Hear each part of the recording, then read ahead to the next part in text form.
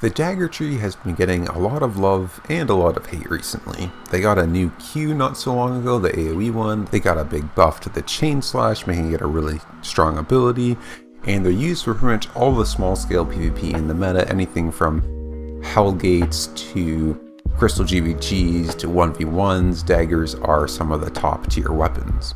As a result, coming in the next patch is nerfs pretty much across the board for daggers. Almost every single dagger is getting a nerf, and chain slash is getting nerfed, and many dagger players, myself included, are worried that they're just going to completely fall out of the meta once again. Even Flaccid Baron, like the Dagger dude, just released a video saying that he was looking to branch out of daggers into another weapon tree. So what's going on? What's the deal with daggers? What is their problem? In my opinion, daggers have multiple problems, such as a lot of their abilities having the same functionality, but really the main big problem is that all the focus on daggers is with their E's. All of the power in daggers comes from the E ability, which makes balancing them impossible. Not just difficult to balance, but actually impossible. So let me explain by looking at the dagger abilities. Let's start with the Qs. The dagger tree has a stacking type Q, similar to the swords or even axes can be considered a stacking type Q. Stacking type Qs in their nature are meant to give you buffs to enable other parts of your kit. The purpose or functionality of these Qs is not to be strong on their own, but to be strong because they enable you to do other things. The opposite of this would be something like Ice Shard, a Q ability in the Frost tree that can carry a fight by itself if you put some resources into it. None of the stackable type Qs like the daggers can carry a fight in that way. Now for daggers, the stacks themselves are also problematic, but I'm going to come back to those after I go over some of the W abilities. Okay, so looking at the W abilities is where you can really see the problems start. The problem is that all of the Ws are either utility spells or have a utility base. This means that they are not good self-standing abilities, rather their function is to buff or enhance other parts of your kit. Now, like I was just talking about for daggers, the Qs don't use utility. In fact, they're more of a utility spell themselves. Which means the only ability left in the dagger's base kit that can make use of all this utility is the E ability. Besides that, you have to go outside of your base dagger kit and move on to your helmet, chestplate, shoe, cape, slot, whatever to get use out of these utility abilities. This leaves dagger builds with very limited options. Either they have to put pretty much everything into their E's, or they have to specifically build the rest of their kit around some of the base things in the dagger to make use of that utility that they wouldn't be otherwise if they're not using it with the E. So let me show you what I mean by going over the dagger's W abilities one by one. So starting with throwing blades. Throwing blades gives you a little bit of damage when you throw them, nothing you can really work with in terms of damage potential, but it also gives you a speed buff and a damage buff. The problem with this being that since you have a stacking Q, your Q can't really use this ability. I mean, it doesn't do damage and the speed is just a generally helpful thing, not necessarily helpful for your Q. So the only other thing in your base kit is your E, which can use it fairly well. Short of that, you have to go outside of your base kit and move on to your helmet, chestplate, and shoes, maybe even cape to get use out of this ability. The next ability, Dash, is functionally the exact same as throwing blades.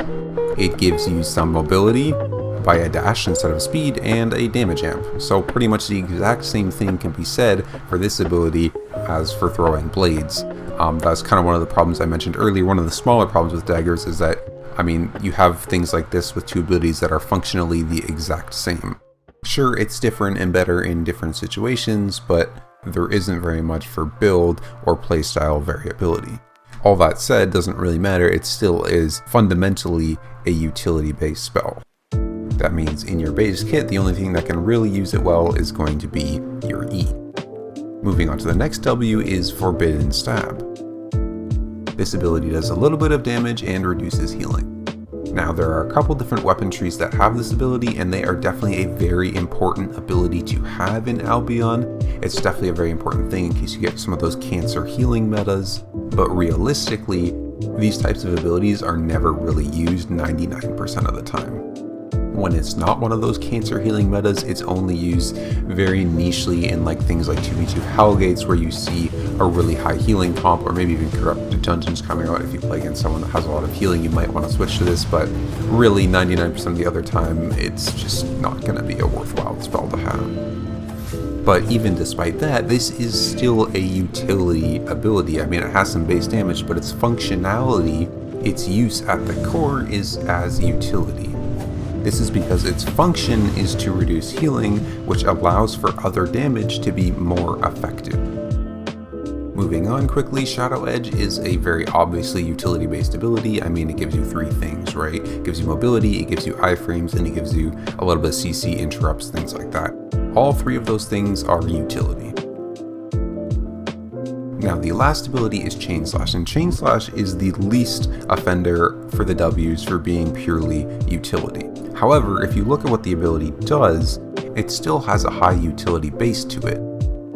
Chain Slash gives you 3 things. It gives you a little bit of mobility, it gives you iframes, and it gives you damage. The first 2 of those things are utility, right? Iframes and mobility, same as Shadow Edge. Those are purely utility-based things. However, Chain Slash also gives you good damage, and this is why it's so good, especially in the current meta, because it gives you something to work with, something else to work with. It's a significant damage source that people have to try to play around, but it's also why it is broken and justifiably needs a nerf. A good indication of when an ability is too strong is when it's a good self-standing ability because of its damage, but also gives you a comparable amount of utility or something else compared to other skills. Sure, while Chain Slash's mobility and iframes aren't quite as good as that of, say, Shadow Edge, the fact that its damage is so high that it could just be an ability by itself without those other 2 things kind of indicates how overpowered it currently is. So all that being said, while it is a good damage ability, especially right now because it's a little bit overpowered, fundamentally the ability still has 2 utility bases built into it along with a little bit of damage. Now I feel like I beat a dead horse a little bit with all those examples there, so let's recap and move on. The W abilities on Daggers are problematic because they're almost purely utility based, and nothing else in the kit for Daggers can use this besides your E, which just adds to the problem that is all of their power is stacked into their E's. Now, we talked a little bit about the Qs before, but let's revisit them and look at what the stacks actually do, because the stacks on stacking Qs are inherently utility based, right? They're used to buff some other part of your kit. And if we look at what the Dagger Q stacks do, all they really effectively do is buff your E's. The Dagger Qs give you stacking damage amp. This damage amp applies to any damage that you do, either by reducing any resistances or actually giving you just Assassin Spirit charges, which literally buff your damage. Now, what in the Daggers kit does damage amp actually help?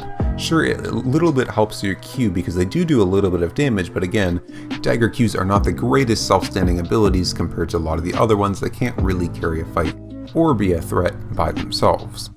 And as we just covered, the W's have the same problem, right? They're pretty much all utility based or highly based in utility. The only one that even gets a little bit of value out of them is Chain Slash. If we compare this to a very similar stacking Q in the Spears, you can see why this is such a problem. Each Q stack for the Spears gives you 35% damage increase on your auto attacks. This means that fully stacked Qs, your auto attacks are doing more than twice the damage that they're normally supposed to. Whether this effect is better or worse than Daggers is irrelevant. The point is, the issue or the thing that the Spears does better is it better diversifies the kit than Daggers does. By having Q stacks as a Spear player, you now have another thing in your kit to work around. You have extra damage on your auto attacks that can be a threat, and other players or opponents have to play around this. Whereas the Daggers, as we discussed, it doesn't really do anything for you except for your E ability. Sure, it can do a little bit if you want to build damage in your head, chest, shoe, cape slot, whatever, but that means going beyond your base kit just to get value out of your Q stacks, which in my opinion should find most of their value in the Dagger itself. But why is this necessarily a problem? Why does having only utility in your kit besides your E make daggers unbalanceable? The problem lies in player experience, actually two separate types of player experience. The first is an issue with player experience in terms of player skill or playtime. For new players, the E abilities on weapons are some of the last abilities you learn. This is because you see them the least often. This means that when newer players get into fights, sometimes they're not going to have a full understanding of how the opponent's E works or how to fully play around it. In most cases, this puts them at a disadvantage, but against daggers specifically, this almost guarantees that they will lose the fight. If you do not play around a dagger's E ability or play around it properly, you have almost 0% chance of winning the fight just because the nature of daggers is that their E is everything. So if a new player gets into a fight against a dagger player, chances are they're going to get absolutely destroyed and have no idea what even happened based on the nature of daggers being so explosive. However, if we look at the other side of the coin and look at some of the most experienced players, daggers become some of the easiest weapons to play against. As an experienced player, you know that you only have to look out and save your sort of defensive abilities for one thing, and if you successfully counter that one thing, you win the fight. This makes it so that if daggers are not strong in the meta, they don't have things like a powerful chain slash that people have to watch out for, or any of like really strong utility to allow them to use their E's, they're gonna be completely bodied at high levels. The perfect example of this is the one-handed dagger right now. If you watched my killing players in safe zones video or went to the blue zone and killed faction flagged players, you know that a lot of people have absolutely no idea how to play against the one-hand dagger, and it's literally impossible to beat it if you just stand there and face tank it. I was using a one-handed dagger in an assassin jacket build in PvP. Now don't get me wrong, this build is absolutely terrible. If I ever fight someone with this build, they're extremely easy to beat because all you have to do is make sure you don't get auto-attacked when they have their E and their assassin jacket active. So if you play around it accordingly, you literally can't lose. But on the same side of the coin, if you don't know how to play around it and you do let them auto-attack you, you have absolutely no chance of winning. This brings us to our second problem or second type of player experience. The player's experience. What it feels like to play the game. Half of the time, daggers do not feel good to play with or good to play against. If you do not have the correct defensives in your build to go against a certain type of dagger, you can't really win the fight. There's nothing you can really do in your power to win a fight if they're just going to E you and there's nothing you can do about it, and that E is going to win the fight by itself. So if there's a dagger player going against another player that doesn't have the correct defensive, it feels amazing for the dagger player. Like, let's say you have a dagger pair, you get to one-shot that guy for free. Really fun, it's great, but for the other player it absolutely sucks.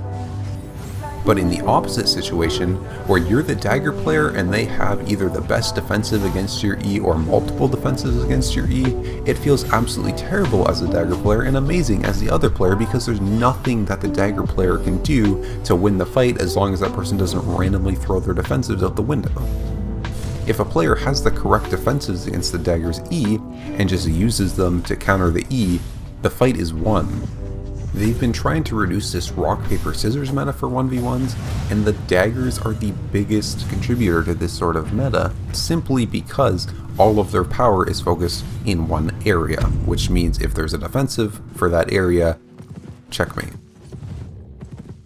These two things make daggers impossible to balance because if you buff them up too much and make them too strong like they are in the meta right now, they become incredibly difficult and frustrating to play against and just rather overpowered, and they also absolutely crush all new players' hopes and dreams. But if you make them too weak, then they become practically unusable. Unless, of course, you want to sit there and bully noobs all day. And even if they're weak or strong, because all their power is still in one place, the rock, paper, scissors meta will live strong within them. So what should be done about this? Frankly, I don't know the best answer, and it partly depends on the vision SBI has for their game and for daggers. But if I had to offer a suggestion, I think it would be in some way related to moving some of the power off of the E's into the other abilities. Now, there are many ways you could do this, like changing what the Q stacks do to make them enable some other part of your kit, like the auto attacks such as a spear, or changing some W abilities to have less of their function be on utility and more on other things like damage. But really, it's going to come down to making sure that the Qs and Ws on daggers do not all have the same function of buffing the E abilities in some way. They can still be utility based, but that utility cannot go solely to the E. Now, that's it for my thoughts on the subject matter. I feel like I've talked for way too long, so I'm going to wrap this video up. Thank you for coming to my TED Talk. If you have any thoughts or any ideas about what's wrong with the daggers, what we could do to try to fix them, please put a comment down below. I'd love to read them all. I have spent way too much time thinking about this, so I'd love to hear what other people think. Maybe I'm just going a little bit crazy. Anyways, thank you for reaching all the way to the end of the video. It means a lot to me, and I will see you in the next one.